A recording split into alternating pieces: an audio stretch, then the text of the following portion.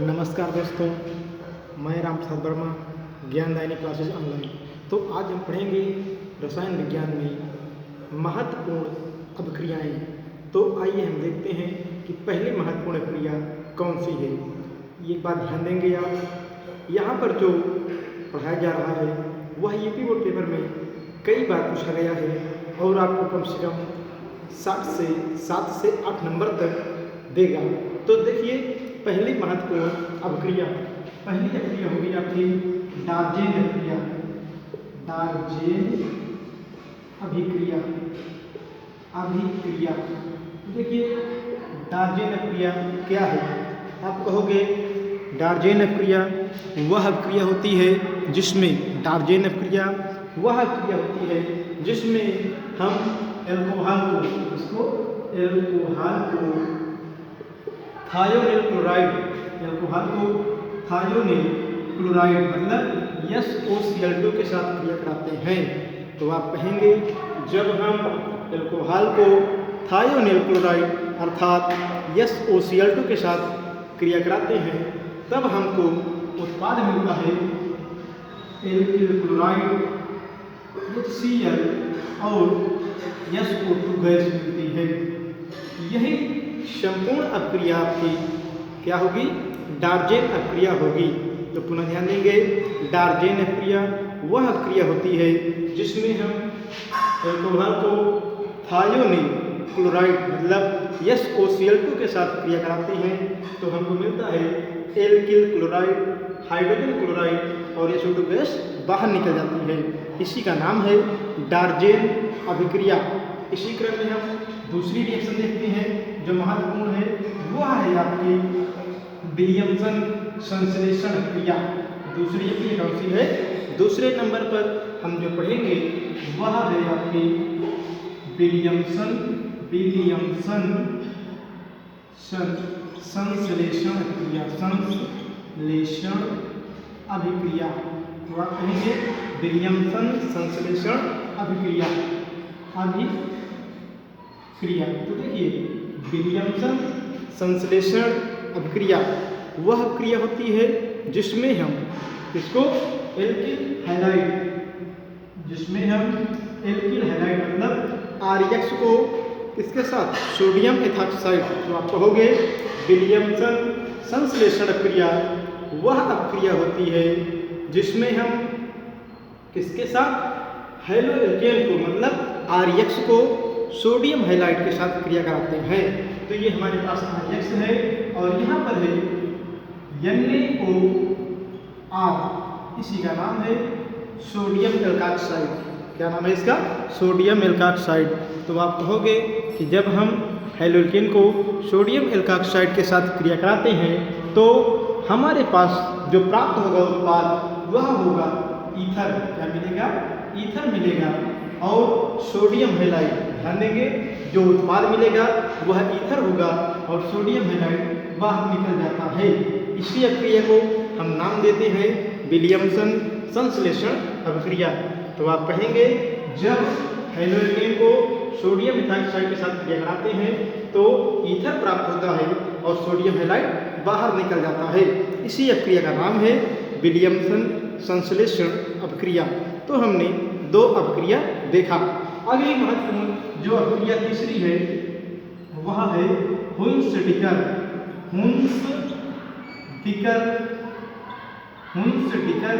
अभिक्रिया, अभिक्रिया हुन्स-डिकर अभिक्रिया। तो अगली जो महत्वपूर्ण अभिक्रिया है वह है हुन्स-डिकर अभिक्रिया।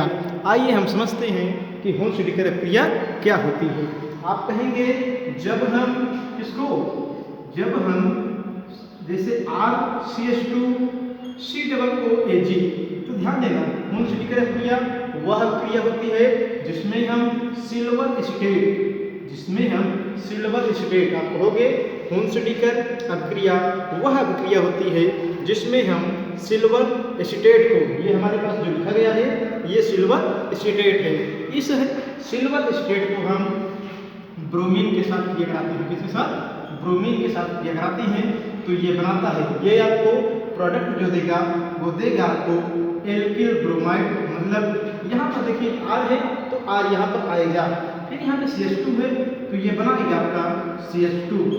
ध्यान देंगे, जब हम सिल्वर स्टेट को ब्रोमीन के साथ क्रिया कराते हैं तो ये बनाता है आपका alkyl bromide plus silver bromide. क्या बनाएगा? सिल्वर ब्रोमाइड बनाएगा और साथ ही साथ CO2 गैस बाहर निकल जाती है। तो इसे ही हम कहते हैं क्या? विलयन। इसे हम कहेंगे हुन्स-डिकर अभिक्रिया। तो आप कहोगे हुन्स-डिकर अभिक्रिया वह अभिक्रिया होती है जिसमें हम सिल्वर स्टेट को ब्रोमीन के साथ क्रिया कराते हैं तो क्या बनता है? एल्किल ब्रोमाइड बनता है, सिल्वर ब्रोमाइड बनता है और CO2 गैस बाहर निकल जाती है। इसी अभिक्रिया को हम नाम देते हैं क्या? इसी अभिक्रिया को हम नाम देंगे हुन्स-डिकर अभिक्रिया। चलिए इसी क्रम में हम देखते हैं कि अगली महत्वपूर्ण अभिक्रिया कौन सी है जिसे हम पढ़ेंगे। अगली महत्वपूर्ण अभिक्रिया जो आपके पास है वह है आपकी शिफ्ट अभिक्रिया। क्या है? शिफ्ट अभिक्रिया। और उसके बाद हम पढ़ेंगे इसी क्रम में और भी अन्य अभिक्रिया। तो देखिए शिफ्ट अभिक्रिया क्या है। तो देखिए यहाँ पर पढ़ेंगे हम शिफ्ट अभिक्रिया या श्मिट अभिक्रिया। तो देखिए श्मिट अभिक्रिया वह अभिक्रिया होती है, श्मिट अभिक्रिया वह अभिक्रिया होती है जिसमें हम किसको RC-OH मतलब जिसमें हम कार्बोक्सिलिक अम्ल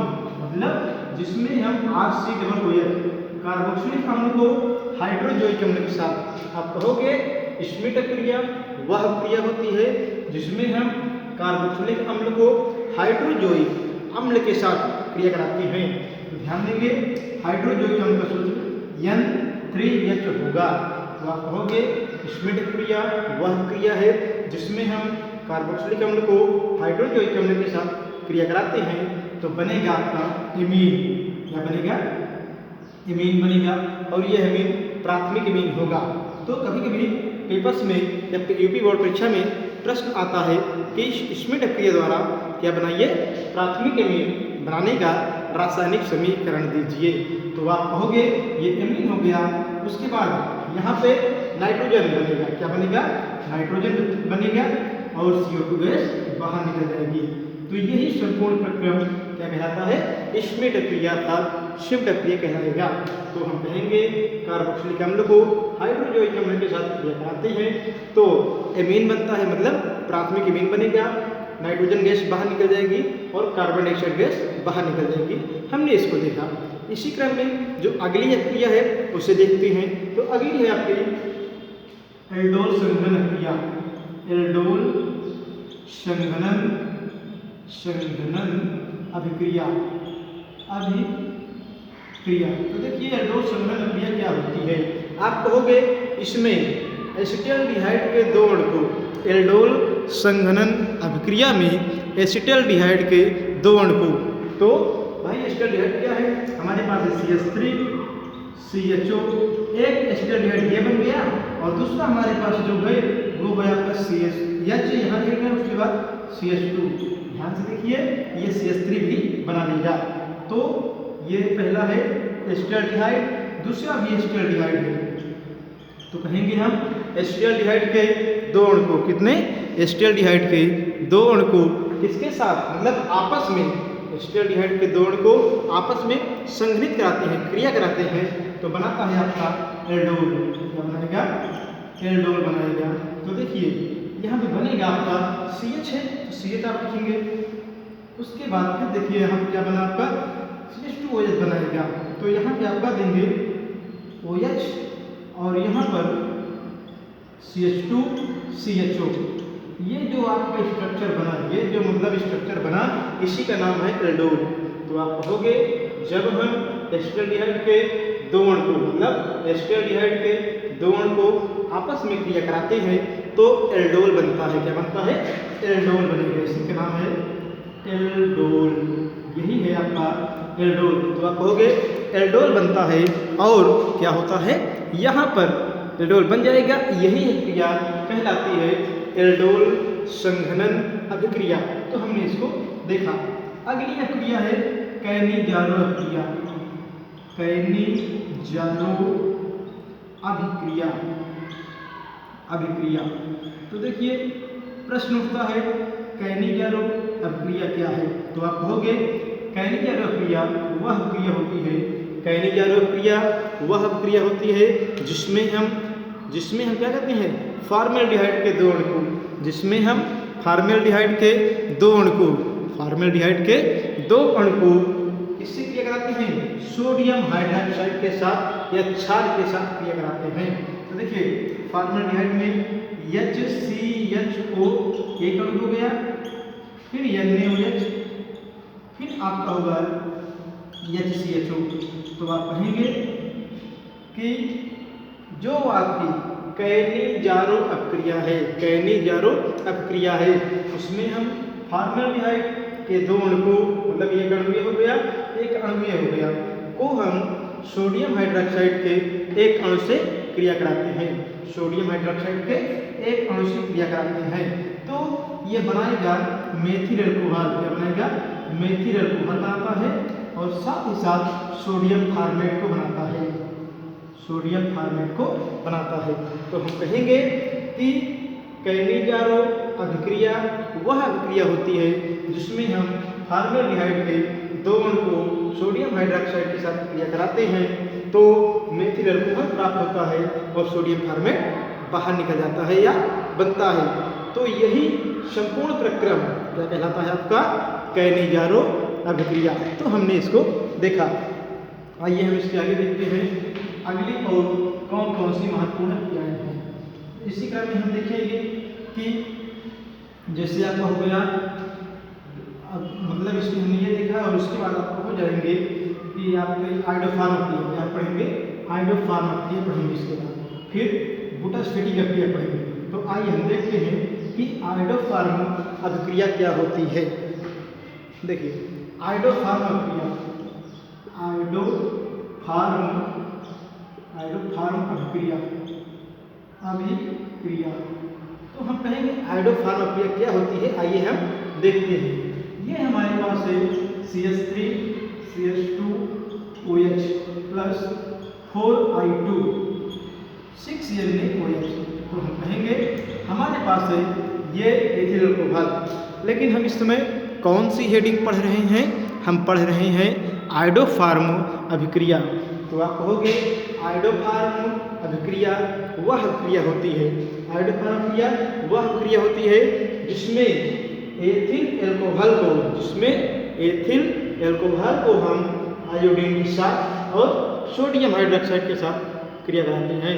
आइडोफार्म क्रिया वह क्रिया होती है जिसमें हम एथिल अल्कोहल को आयोडीन के साथ और सोडियम हाइड्रोक्साइड के साथ क्रिया कराते हैं तो हमें प्राप्त होता है आइडोफार्म। क्या मिलेगा? आइडोफार्म मिलेगा सोडियम, यहाँ पे HCO3 NaH, अथवा आप कह सकते हैं HCOONA मिलेगा, साथ ही साथ मिलेगा 5NaI मिलेगा और लास्ट में हमें प्रोडक्ट मिलेगा जो वो होगा आपके पास 5H2O। तो आपने इसको देखा तो आप कहेंगे आइडोफार्म अभिक्रिया में हम एथिल अल्कोहल लेंगे, आयोडीन से क्रिया कराएंगे और साथ ही साथ सोडियम हाइड्रोक्साइड भी उपस्थित होगा। तो बनेगा हमारा उत्पाद iodoform, sodium format, sodium iodide और जल बनता है। यही संपूर्ण अभिक्रिया क्या कहलाती है? आइडोफार्म अभिक्रिया कहलाती है। ध्यान देने योग्य बात यहाँ पर यह होती है कि मेथिल अल्कोहल, ध्यान देंगे, मेथिल अल्कोहल आइडोफार्म परीक्षण नहीं देता है, मेथिल अल्कोहल आइडोफार्म परीक्षण नहीं देगा, बल्कि एथिल अल्कोहल ही, ध्यान देंगे आप, केवल एथिल अल्कोहल ही आइडोफार्म परीक्षण देता है और ये मेथिल अल्कोहल आइडोफार्म परीक्षण नहीं देगा। तो हमने देखा कि आइडोफार्म परीक्षण कौन देगा? एथिल अल्कोहल देगा और मेथिल अल्कोहल नहीं देगा। तो हमने इसको देखा। इसी क्रम में आगे हम पढ़ेंगे कि जो महत्वपूर्ण अभिक्रिया आती है उसमें हम पढ़ेंगे फिटिक अभिक्रिया। क्या पढ़ेंगे? फिटिक अभिक्रिया। तो आइए हम देखते हैं कि फिटिक अभिक्रिया में होती क्या है। तो आप कहोगे फिटिक अभिक्रिया वह अभिक्रिया होती है, फिटिक अभिक्रिया वह अभिक्रिया होती है जिसमें हम हेलोएरिन के दो अणु को, जिसमें हम हेलोएरिन के दो अणु को, ये मान लेते हैं क्लोरोबेंजीन है, हेलोरीन ही है, लेकिन किस रूप में है? क्लोरोबेंजीन के रूप में है। वो सोडियम के साथ क्रिया कराते हैं, को सोडियम के साथ क्रिया कराते हैं। तो आप कहोगे कि क्लोरोबेंजीन के दो अणु को सोडियम के साथ क्रिया कराते हैं, और जब हम इसे सोडियम के साथ क्रिया कराते हैं, और यहाँ पे ध्यान देंगे शुष्क ईथर की उपस्थिति में, शुष्क ईथर की उपस्थिति में जब क्रिया कराते हैं तो यह डाइफेनिल बनाता है। क्या बनाता है? डाइफेनिल बनाता है। तो आप कहेंगे जब क्लोरोबेंजीन के दो अणु को, एक अणु यहाँ हो गया, एक अणु यहाँ हो गया, को सोडियम के साथ क्रिया कराते हैं शुष्क ईथर की उपस्थिति में, तो डाइफेनिल प्राप्त होता है। क्या मिलता है? डाइफेनिल। ऐसी रचना मिलेगी आपको, यही कहलाएगा आपका डाइफेनिल, यही कहलाएगा क्या? डाइफेनिल कहलाएगा। तो आप कहोगे कि जब हम क्लोरोबेंजीन के दो अणु को सोडियम के साथ क्रिया कराते हैं तो डाइफेनिल प्राप्त होता है। ये चीज है आपका डाइफेनिल, और साथ ही साथ 2NaCl बाहर निकल जाता है। इसी अपक्रिया को हम कहते हैं क्या? फिटिक अपक्रिया। तो आप कहोगे फिटिक अपक्रिया वह अपक्रिया होती है जिसमें हम क्या करते हैं? क्लोरोबेंजीन के दो अणु को सोडियम के साथ क्रिया कराते हैं तो बनता है आपका डाइफेनिल, या इसे हम कहेंगे डाइफेनिल कहते हैं, और 2NaCl बाहर निकल जाएगा। तो हमने देखा कि इसी अपक्रिया का नाम क्या होता है? इसी अपक्रिया का नाम हो जाता है आपका कि फिटिक अपक्रिया। चलिए हम इसके बाद देखते हैं कि अगली कौन कौन सी महत्वपूर्ण अपक्रियाएं आएंगी और हम इसे पढ़ेंगे। तो देखिए अगली जो महत्वपूर्ण अपक्रिया आएगी उसे हम पढ़ेंगे बुटज-फिटिक अपक्रिया। पढ़ेंगे बुटज-फिटिक अपक्रिया। तो आइए हम उसे भी देख लेते हैं कि बुटज-फिटिक अपक्रिया क्या होती है। देखिए इसमें होता है आपका, पहले हेडिंग समझ लेते हैं। बुटज-फिटिक अभिक्रिया, बुटज-फिटिक अपक्रिया। तो आप कहोगे बुटज-फिटिक अपक्रिया वह अपक्रिया होती है जिसमें एक अणु भाग रहेगा हेलोरीन, एक अणु होगा हेलोरीन। आप कहोगे बुटज-फिटिक अपक्रिया वह अपक्रिया होती है जिसमें एक अणु क्या होता है आपका? हेलोरीन होगा, मतलब क्लोरोबेंजीन होगा, और दूसरा जो अणु होगा वह होगा आपका हेलोरीन। तो यहाँ पे हमने क्या लिया है? एक अणु लिया है क्लोरोबेंजीन जो हेलो क्या है आपका? एरीन है। इसको हमने सोडियम से, मतलब हम सोडियम से क्रिया करा रहे हैं, सोडियम से क्रिया करा रहे हैं। तो दूसरा जो अणु है वह है हेलोएल्केन, मतलब मेथिल क्लोराइड। तो आप कहेंगे बुटज-फिटिक अपक्रिया वह अपक्रिया होती है जिसमें क्लोरोबेंजीन के एक अणु को किसके साथ? मेथिल क्लोराइड के साथ, और यहाँ पे क्या है? NaOH मतलब सोडियम के साथ क्रिया कराते हैं। तो ऐसे भी हम कह सकते हैं कि क्लोरोबेंजीन और मेथिल क्लोराइड को सोडियम के साथ क्रिया कराते हैं शुष्क ईथर की उपस्थिति में, शुष्क ईथर की उपस्थिति में। तो बनेगा आपका टाइलून। क्या बनेगा? टाइलून बनेगा। यहाँ पर टाइलून बनेगा, इसी का नाम है टाइलून। ये बनेगा। साथ ही साथ 2NaCl बाहर निकल जाएगा, 2NaCl बाहर चला जाएगा। तो आप कहोगे जब क्लोरोबेंजीन और मेथिल क्लोराइड को सोडियम के साथ क्रिया कराते हैं शुष्क ईथर की उपस्थिति में, तब बनता है आपका टाइलून। क्या बनेगा? टाइलून बनता है, और 2NaCl बाहर निकल जाता है। इसीलिए इसका नाम पड़ा है क्या? इसे हम कहते हैं बुटज-फिटिक अपक्रिया। इसी क्रम में हम अगली अपक्रिया पढ़ेंगे जो नई अपक्रिया है आपके सामने, और वो है अगली अपक्रिया कि बुटज अपक्रिया क्या है, बुटज अपक्रिया क्या है। तो देखिए बुटज अभिक्रिया आप कहेंगे बुटज अपक्रिया वह अपक्रिया होती है, बुटज अपक्रिया वह अपक्रिया होती है जिसमें क्या होता है? जिसमें हम हेलोजन के दो अणु को सोडियम के साथ क्रिया कराते हैं। बुटज अपक्रिया वह अपक्रिया होती है जिसमें हम हेलोजन के, ये एक अणु है हेलोजन का और ये दूसरा अणु है, तो आप कहोगे बुटज अपक्रिया वह अपक्रिया होती है जिसमें हम हेलोजन के दो अणु को किसके साथ क्रिया कराते हैं? सोडियम से क्रिया कराते हैं। लेकिन ध्यान देंगे यह रिएक्टर, यह अभिक्रिया शुष्क ईथर की उपस्थिति में होगी। यह भी अभिक्रिया शुष्क ईथर की उपस्थिति में होगी। तो आप कहोगे कि बुर्ज अभिक्रिया वह अभिक्रिया होती है जिसमें हम हैलोएल्केन के दो अणु को सोडियम से क्रिया कराते हैं, सोडियम से क्रिया कराते हैं और यह अभिक्रिया शुष्क ईथर की उपस्थिति में होती है। इसे ही हम क्या कहते हैं? बुर्ज अभिक्रिया कहते हैं। और इसमें जो उत्पाद बनेगा, इसमें जो उत्पाद बनता है वो आपका एल्केन होता है। इसमें जो उत्पाद बनता है वह एल्केन होता है। जैसे R और R बनेगा, मतलब ये भी एल्केन है और ये भी एल्केन है।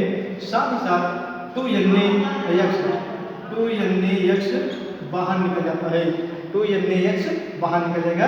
तो हमने देखा कि ये क्या है? ये है आपकी बुटेज अभिक्रिया।